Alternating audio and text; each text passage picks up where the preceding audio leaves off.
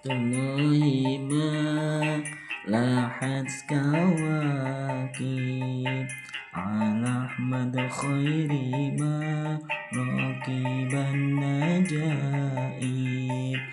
Iki syair kanggo bocah lanang waton nepehake tingkah laku ingkang awon sarta nerangake budi kang prayoga kanggo talan padha mlebu ing suwarga.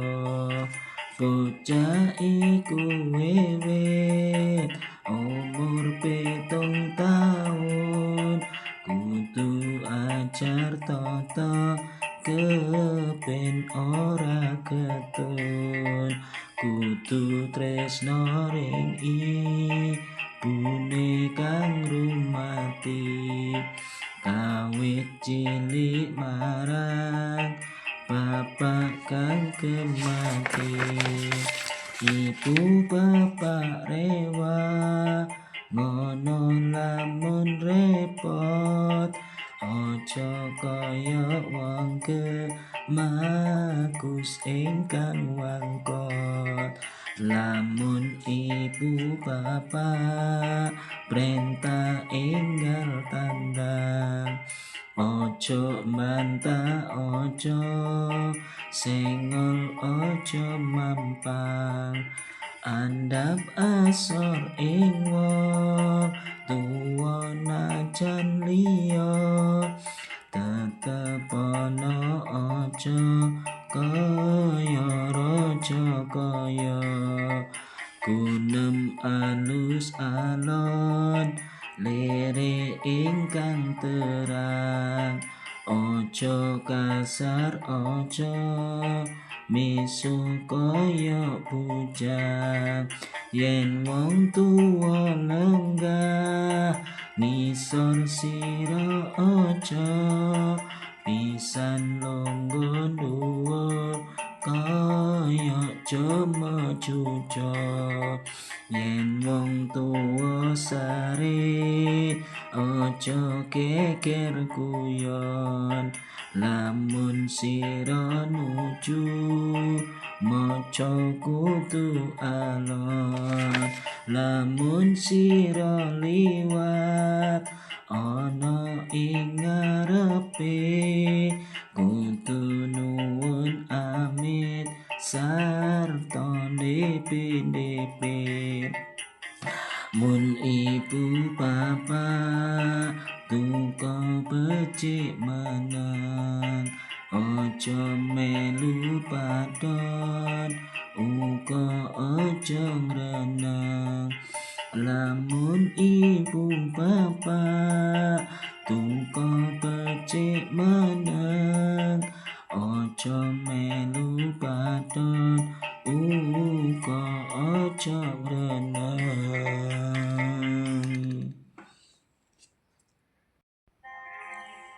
Assalamualaikum warahmatullahi wabarakatuh. Kepada kaum muslimin wal muslimat dan di seluruh penjuru dimanapun Anda berada,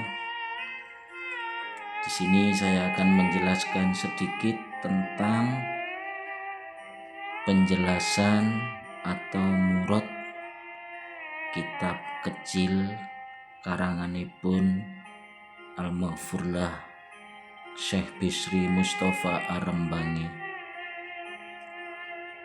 Di sini diterangkan yang pertama, setelah Mbah Musonef mengarang kitab Akhlak Muti Susilo diawali dengan memuji syukur kehadirat Allah Subhanahu wa Ta'ala. Setelah itu diawali dengan membaca sholawat Sholatullahi malahat kawakib ala ahmad khairi marraqiban najaib. Semoga Sholawat serta salam selalu terlimpahkan kepada junjungan kita Nabi Agung Rasulullah Muhammad Sallallahu Alaihi Wasallam. Pada nazam yang kedua, iki syair kanggo bocah lanang wadon, nebehake tingkah laku ingkang awon. Maksudnya bagaimana? Kitab ini sebuah syairan yang bertujuan dikarang oleh Syekh Bisri Mustafa Ar-Rembangi untuk para santriwan dan santriwati yang mana pada usia yang masih menuntut ilmu, usia masih remaja, baik itu laki-laki dan perempuan, yang mana tujuan kita mengaji kitab akhlak ini untuk menjauhkan diri dari perilaku yang tercela, yang mana pada zaman sekarang ini banyak sekali akhlak yang sudah merosot, banyak sekali perilaku yang sudah tidak disertai dengan ilmu akhlak.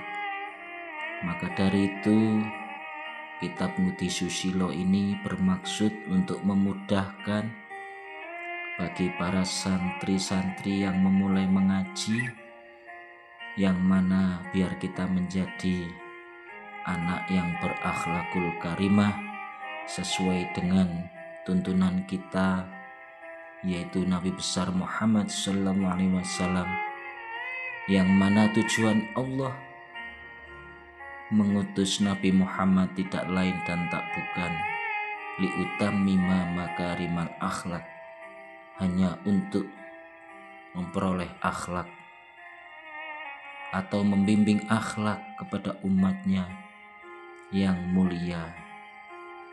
Pada diri Rasulullah yang hanya ada uswatun hasanah untuk umat. Nazam yang ketiga, sarta nerangake budi kang prayoga kanggo dalan padha mlebu ing swarga. Tujuan kita mengaji akhlak yaitu untuk mengajarkan kepada para santri-santri agar setiap hari mendapat ilmu, semakin berisi, semakin berbudi, yang mana harapan kita kelak biar bisa menjadi anak yang soleh-solehah dan bisa menggaih ridho ilahi, dan kita dimudahkan jalan menuju surga. Nomor 4 diterangkan bocah iku wiwit umur 7 tahun kudu ajar tata keben ora getun. Nomor 5 kudu tresno ring ibune kang rumati kawe cilik marang bapak kang gemati.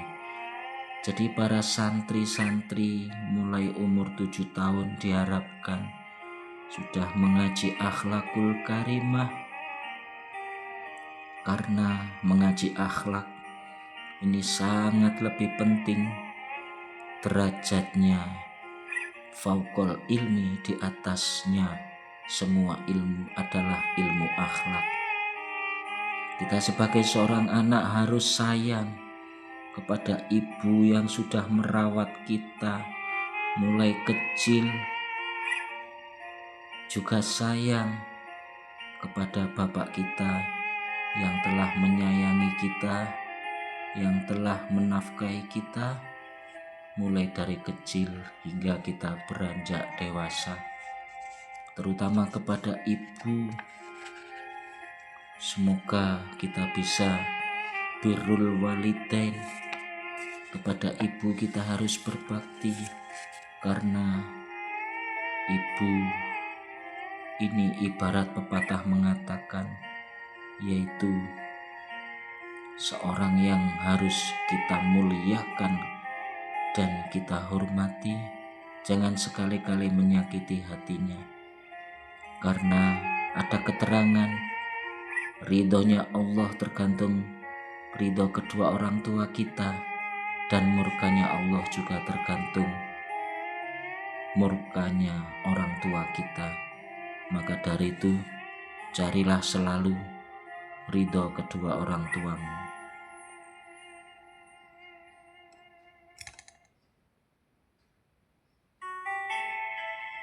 Nazam yang ke nomor 6.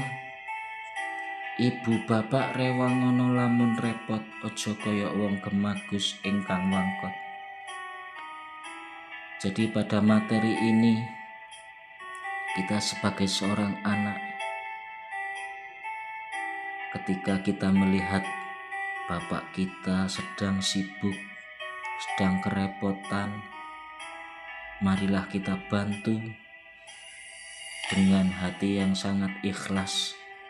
Jangan sekali-kali kita jadi anak yang mempunyai hati yang keras, watak yang keras, tidak mau membantu terhadap kedua orang kita.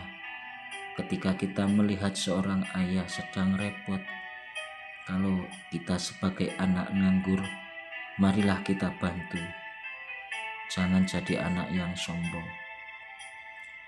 Nazam nomor 7. Lamun ibu bapak perintah enggal tandang, ojo mbantah, ojo senggol, ojo mampang. Kalau kita sedang diperintah seorang ibu, segeralah laksanakan. Jangan bantah. Jangan mengucapkan kata-kata seperti duh. Jangan seperti itu. Dan jangan sampai kita melawan atau mengabaikan perintah ibu kita, karena perintahnya ibu kalau kita kerjakan, di situ ada ridhonya Allah, di situ ada surga yang akan kita raih kelak di akhirat. Nazam nomor 8. Andap asor ing wong tuwa, najan liya tetep ono, ojo koyok rojo koyo. Kita sebagai seorang anak harus mempunyai sifat andap asor, rendah diri, walaupun kepada orang lain, yang mana orang lain itu usianya lebih tua dari kita. Marilah kita belajar menghargai dan menghormati. Jangan mentang-mentang kita menjadi anak yang tidak punya akhlak atau bisa diibaratkan seperti hewan. Na'udzubillah min dzalik. Nazam selanjutnya, gunem alus alon lirih ingkang terang, ojo kasar, ojo mesuh koyok bujang. Ketika kita berbicaralah yang halus, yang pelan, tapi jelas. Jangan sekali-kali kita berbicara yang kasar. Jangan berbicara kotor seperti anak-anak yang tidak pernah mengaji. Karena kalau kita mau menjaga perkataan kita, insya Allah kita akan selamat. Bahkan diterangkan salamatul insan min hifdzil lisan. Selamatnya orang itu tergantung bagaimana dia bisa menjaga ucapannya. Maka dari itu, marilah kita sebagai para santri belajar berbicara yang sopan, bertutur kata yang baik dan bagus. Jangan sekali-kali kita berkata kotor. Yen wong tuwa lenggah ngisor sira, ojo pisan lungguh dhuwur koyok jomo jujo. Ini akhlak kita kepada orang tua. Ketika ada orang tua kita, ayah dan ibu sedang duduk di bawah, kita sebagai seorang anak jangan sekali-kali kita duduk di atas. Ini namanya su'ul adab atau anak yang tidak punya akhlak. Kalau ada orang tua duduk di bawah, kita juga ikut duduk di bawah. Jangan sampai kita duduk di atasnya. Ini namanya kita tidak punya akhlak. Yen wong tuwa sare ojo geger guyon, lamun sira nuju maca kudu alon.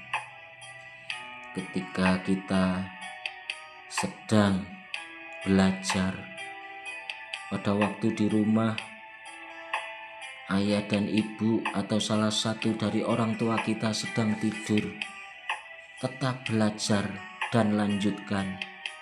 Jangan sekali-kali kita sambil bergurau, sambil lari-larian, sambil klotek-klotekan. Ini jangan sampai, karena di sini akan mengganggu istirahat daripada orang tua kita. Intinya kita harus bisa menjaga kesopanan ketika kita di rumah, apalagi kita belajar. Ada orang tua kita yang sedang tidur, belajarnya lanjutkan, tapi jangan keras-keras. Lanjut nadom, lamun sira liwat ana ing ngarepe, kudu nuwun amit sarta ndhepe-ndhepe. Salah satu perilaku yang terpuji, akhlak seorang santri ketika kita liwat di hadapan orang tua, di hadapan siapa saja, terutama kepada kedua orang tua.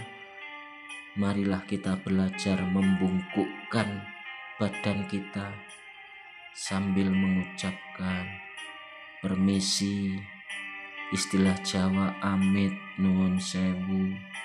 Ketika kita berjalan, di sana ada orang duduk, ada orang yang sedang di depan rumah, juga kita sapa.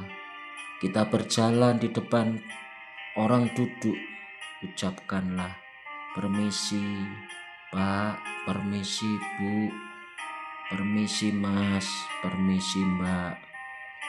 Inilah akhlak yang sebenarnya yang harus kita pelajari, karena di hadapan Allah bagaimanapun orang itu ilmunya setinggi langit, bahkan pun kalau tidak punya akhlak, tidak ada nilainya di sisi Allah, karena derajatnya akhlak fauqal ilmi. Lamun ibu bapak duka becik meneng, ojo melu padon uga ojo ngreneng. Maksud di sini adalah ketika kita sedang melakukan kesalahan,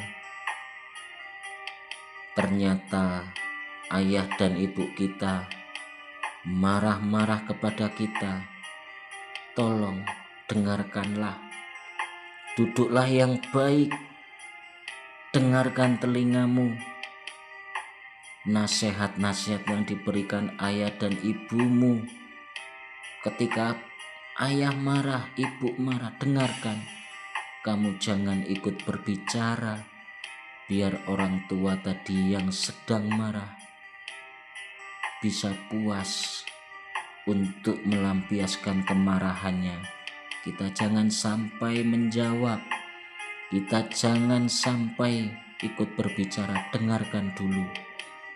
Kecuali kalau kita sedang ditanya, baru berbicaralah. Karena ketika orang tua marah, ini semua pasti ada sebabnya, berarti kita sedang salah. Dengarkan sampai selesai. Ketika nanti kemarahan sudah selesai, pelampiasan memarahi kepada anak sudah selesai, baru kita berusaha meneteskan air mata. Peganglah tangan kedua orang tuamu, bersalamanlah kamu, berjabat tanganlah sambil menangis, sambil meminta maaf. kepada ayah dan ibu. Maafkan kami ayah, maafkan kami ibu, saya telah membuat kesalahan. Kita jangan terbalik ketika seorang orang tua kita sedang marah, malah kita tidak mendengarkan, bahkan kita tidak terima dengan nasihat atau kemarahan orang tua karena kita berbuat salah. Jadi wajar kita dimarahi. Maka dari itu, pada akhlak bab pertama ini, dengarkanlah, ojo mampang, ojo melu padon, uga ojo ngreneng, menengo, diamlah, biar selesai amarah orang tua. Semoga pada bab pertama ini kita bisa menerapkan akhlak-akhlak yang terkandung di kitab Ngudi Susilo ini, dan kita semuanya dibimbing oleh Allah Subhanahu wa Ta'ala, dijadikan manusia yang soleh dan solehah dan berakhlakul karimah. Demikian penjelasan kitab Ngudi Susilo pada bab pertama, yaitu tentang akhlak kita kepada orang tua. Penjelasan dari kami, kurang dan lebihnya saya pribadi mohon maaf. Semoga bisa menjadikan ilmu yang bermanfaat bagi kita semua. Wassalamualaikum warahmatullahi wabarakatuh.